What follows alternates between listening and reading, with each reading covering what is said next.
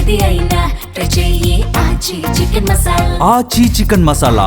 అది ఇప్పటిదాకా నితిన్ నబీన్ మాట్లాడారు. వచ్చే ఎన్నికల్లో తెలంగాణలో గెలవడమే బీజేపీ లక్ష్యం అండ్ డబుల్ ఇంజిన్ సర్కార్ ఉంటేనే అభివృద్ధి సాధ్యమవుతుందంటూ బీజేపీ అధ్యక్షుడు చెప్తున్నారు. ఇటుక మూవింగ్ ఆన్. రాజధాని అమరావతిలో నిన్న వైసీపీ నేతల పర్యటన ఎలాంటి ఉద్రిక్తతలకు దారితీసిందో చూసాం. ఇప్పుడు దాని చుట్టూ రాజకీయం రచ్చరాజుకుంది. గొడవలు సృష్టించేందుకే వైసీపీ నేతలు అక్కడికి వెళ్లారని ఆగ్రహం వ్యక్తం చేస్తున్నారు కూటమి నేతలు. అమరావతి అభివృద్ధి చూసి జగన్ ఓర్వలేకపోతున్నారని, అందుకే నాటకానికి తెరలేపారని ఏపీ మంత్రులు ఆరోపిస్తున్నారు. ఒకసారి ఎవరేమన్నారో చూద్దాం. 5 ఏళ్ళు అమరావతి రాజధానిలో 3 మొక్కలు ఆటాడాడు. అమరావతి రైతులతో చెలగాటాడాడు.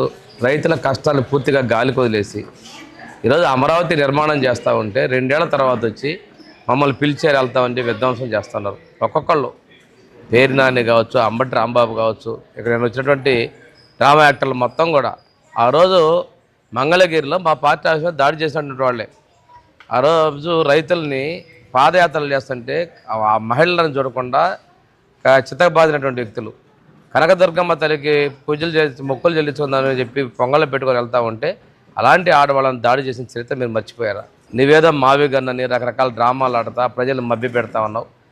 నీకు ఇంత చెప్పినా కానీ ఇంకా విద్వేషాలు రెచ్చగొడతా ఉన్నావు. ప్రజలు గమనిస్తూ ఉన్నారు. ఇది కరెక్ట్ కాదు. అమరావతి ప్రపంచ స్థాయి రాజధానిగా చేయాలని గౌరవ ముఖ్యమంత్రి గారు కార్యరూపం చేశారు.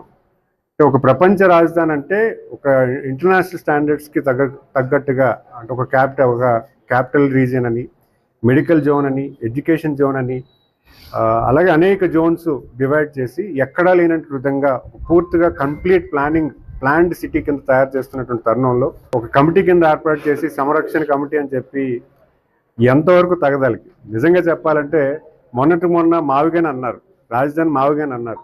అంతకుముందేమో 3 రాజధానులు అన్నారు, విశాఖపట్నం కేంద్రం అన్నారు.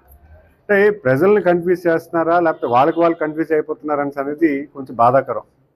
ఎందుకంటే ఈరోజు ఒక దీర్ఘకాలమైనటువంటి ప్లాన్ ఉండదు.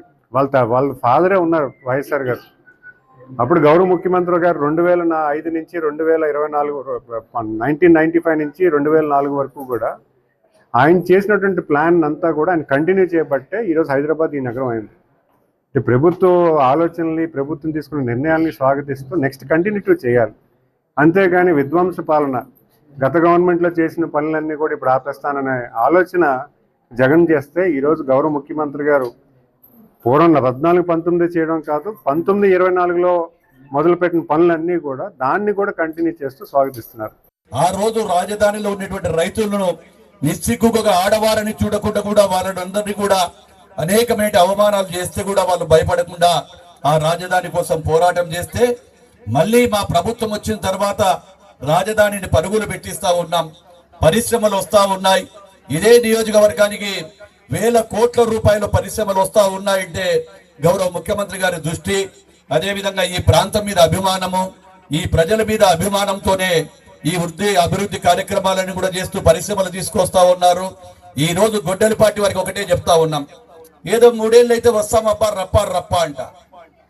రప్ప ఆడిచ్చినారు కదా ప్రజలు, మీకు ఆడిచ్చినారా లేదా? 111 స్థానాలకు తీసుకొచ్చారు. 174 స్థానాలు మొత్తం రాష్ట్రంలో ఉంటే 11 స్థానాలకు 151 నుంచి 5 తీసేస్తే 11 స్థానాలకు ఇంకా సిగ్గు లేకుండా రప్ప ఆడిస్తాము.